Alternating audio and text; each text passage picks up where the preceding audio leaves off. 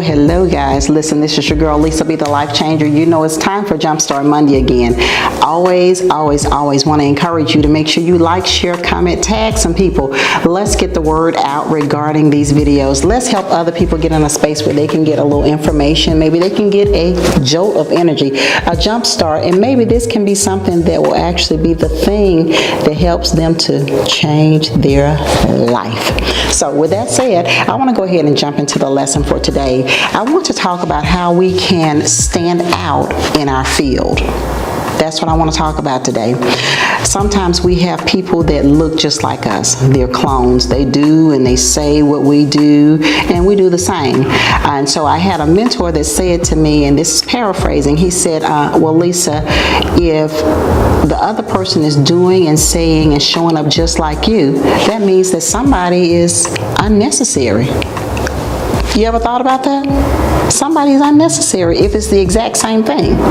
So we want to talk about how we can stand out, whether it is as an employer, as an employee, as someone that's taking the lead on a project. We want to talk about how we can stand out, how we can separate ourselves from the crowd. Nobody wants to just be mixed into everybody else. We all feel like we're authentic. We all feel like we are different. And we are, but we have to show up that way. So a couple of tips. The first thing is this: you must be confident in what you do and what you bring to the table. You have to be confident in that. And one of the ways that we build our confidence is in the doing. That means our skill set has to be up to par. We have to continue to hone that skill set. That is what breeds confidence. If you're a person that, I love to use the analogy of a singer, if you never sing, then your skill set won't be better. And then you'll find somebody that it looks like they just woke up singing and they're just all over the place just doing the doggone thing, running circles around you. Well, they're confident in that thing because they practice. They put in the time behind the scenes when nobody was looking, when nobody was cheering, when nobody was saying get it done. They were determined to become skillful in what they did or what they do, and it created this thing called confidence. So that's the first thing, not arrogance, confidence. The second thing is, I alluded to it earlier, you show up authentically. That means you show up as yourself. Lisa B is just Lisa B. I'll be this Lisa B today, tomorrow. Now, there is an evolution of me, but the core of who I am, you know, if I'm that person that's sarcastic, if I'm that person that's always making a joke, that's how I continuously show up. If I'm that person, I just have a swag and a style just like, that's Lisa B. That's how I want you to show up. Show up as yourself. Again, if it's two clones, two people that are doing and looking and talking and walking the same, somebody becomes unnecessary. So show up as yourself. If you're a loving person, just do that. Be that. The next thing is you have to be resilient. So I say that because sometimes there will be a no. We know that in life. We know that in life, right? So there will be a no. There will be a not now.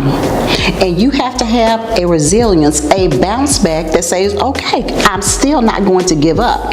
Sometimes maybe you brought an idea to the table and it looks like it was rejected, and maybe it really was. So are you going to come back with an attitude? Are you going to be resilient and say, you know what, maybe I can modify it and bring it back another time. Maybe I need to dig a little bit deeper and bring something that's going to be more viable. Be resilient. Have a bounce back.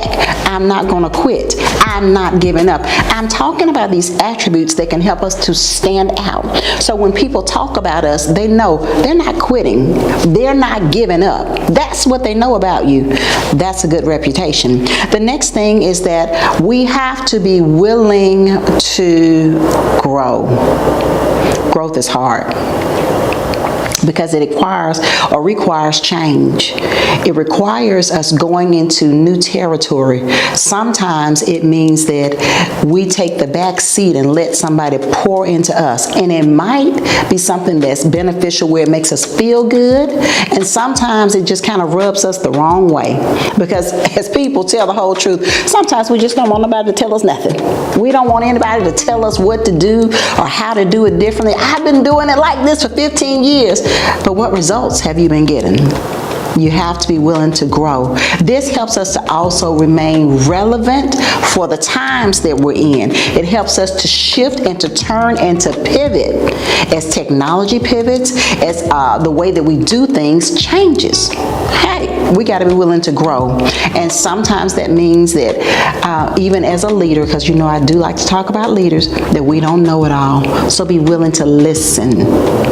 Be willing to take in some new things, okay? So the last thing that I know that is important as far as standing out in your field is that you have to know and understand the assignment. Y'all know I like that song. I understood the assignment. You have to know and understand it. If you don't know what the goal is, if you don't know what the vision is, if you don't know what the target is, how are you going to execute? How will you be able to stand up? How will you be able to come up with these creative ideas? How will you be able to implement new policies, procedures, if you don't know the assignment? You don't know where you're going. So that's important. When we get on a road, if we go on a journey or a trip, we need a map. Sometimes that shows up in our GPS system, but we need to know where we're going, and the assignment is to get there. But there might be some stops in between, some mini assignments in between, meaning, oh, we have to go to the rest stop. Oh, we're supposed to see this before we get there.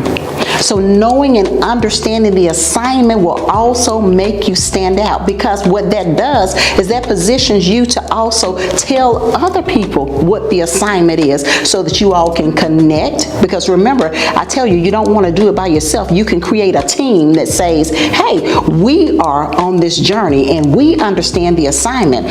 Who in the world do you know wants to carry it all? I don't know anybody. So again, know and understand the assignment so that you can reach the goal.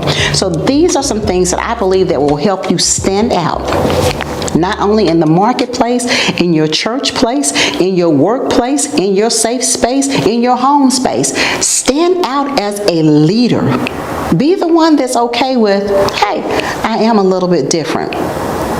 Because that means they're not two that are just the same, which means instead of one being unnecessary, you won't be the one that's unnecessary.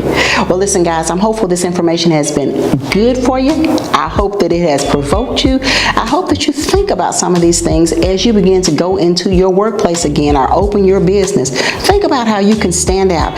Think about how you can be the one in the marketplace that they automatically think about when it comes to maybe things like empowerment, when it comes to creativity, when it comes to organization, when it comes to teaching, when it pertains to being able to get it done.